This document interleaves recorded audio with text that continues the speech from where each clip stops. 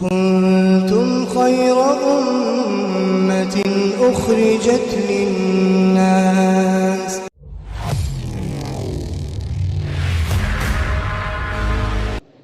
اس کی نیت اس کے مالک کی نیت پر موقوف ہوتی ہے. اس کا سفر حضر، اس کا ہر عمل اس کے مالک کی نیت پر موقوف ہوتا ہے. تو جب تک اس مفہوم میں ہم دین کو نہیں لائیں گے اس وقت تک صحیح جو حق ہے دین کا وہ ہم سے ادا نہیں ہوگا. اچھا، اس کا مسئلہ یہ ہے کہ دین کو ہم نے صرف مخصوص اوقات تک کے لیے منحصر کیوں کر دیا؟ دین کو ہم نے ان مخصوص اوقات تک کے قید کیوں کر دیا؟ اس لیے کہ ہماری ایک بڑی تعداد دین، صحیح دین سے، دین کے جو تقاضے ہیں اس سے واقف نہیں ہے.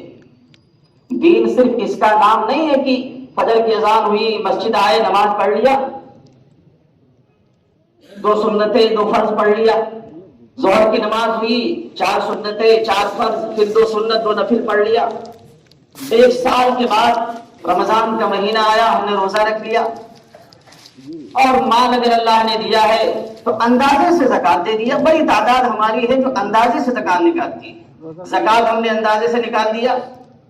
کبھی کبھار دل چاہا تو کچھ صدقہ خیرات کر دیا.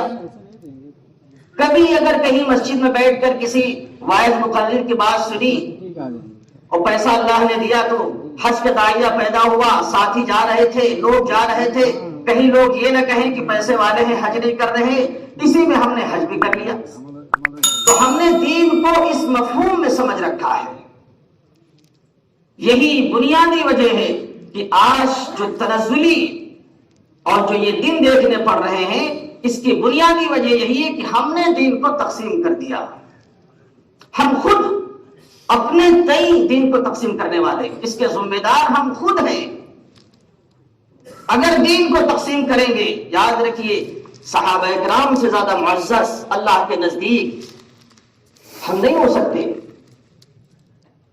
صحابہ اکرام کے دل کے اندر یہ بات آئی تھی، منکم من یرید الدنیا ومنکم من یرید الآخرہ. غزوہ احد پڑھیے، اللہ کی مدد آئی اور مدد آنے کے بعد شکست میں تبدیل ہو گئی. بدر میں اللہ نے مدد کی اور وہی مدد، وہی فتح احد میں شکست سے تبدیل ہو گئی. ٹیمپریری طور پر ہو، عارضی ہی طور پر کیوں نہ ہو، لیکن وہ مدد، وہ فتح، وہ نصرت شکست سے تبدیل ہو گئی.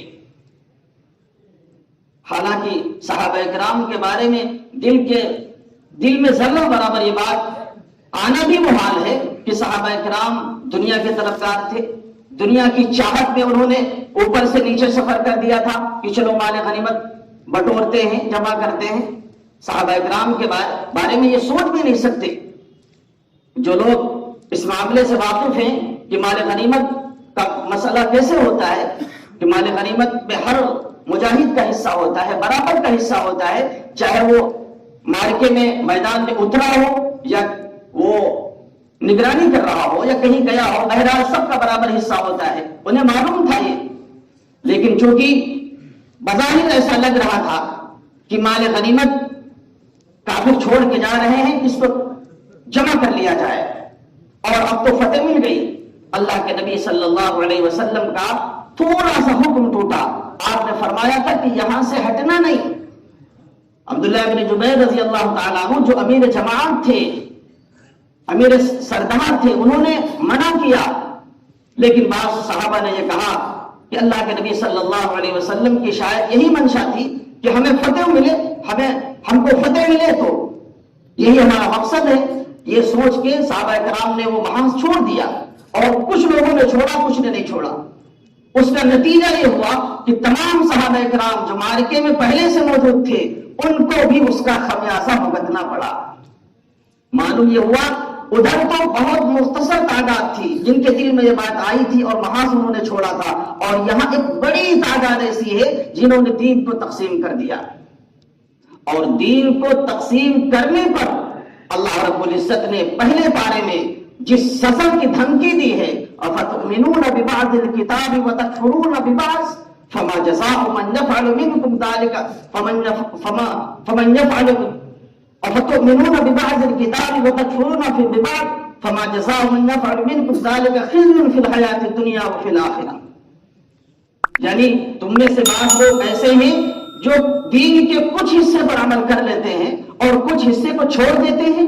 یاد رکھو اگر یہ تقسیم تم نے دین کے اندر کی، اگر دین کے اندر یہ تقسیم کی کہ دین کے کچھ حصے پر عمل کر لیا اور دین کے کچھ حصے کو چھوڑ دیا، تو دنیا میں بھی رسوائی کا سامنا کرنا پڑے گا اور آخرت میں بھی عذاب کا سامنا کرنا پڑے گا. خزي فی الحیات الدنیا، دنیا میں رسوائی اور ذلت کا سامنا کرنا پڑے گا. معلوم یہ ہوا کہ آج جو ماحول اور جو نتائج، جو خمیازہ پوری امت مسلمہ کو بھگتنا پڑ رہا ہے، یہ دن دیکھنے پڑ رہے ہیں، اس کا کہیں نہ کہیں یہ اس کی غلطی اور اس کی بھول چوک ہم سے ہو رہی ہے. لہذا ہمیں یہ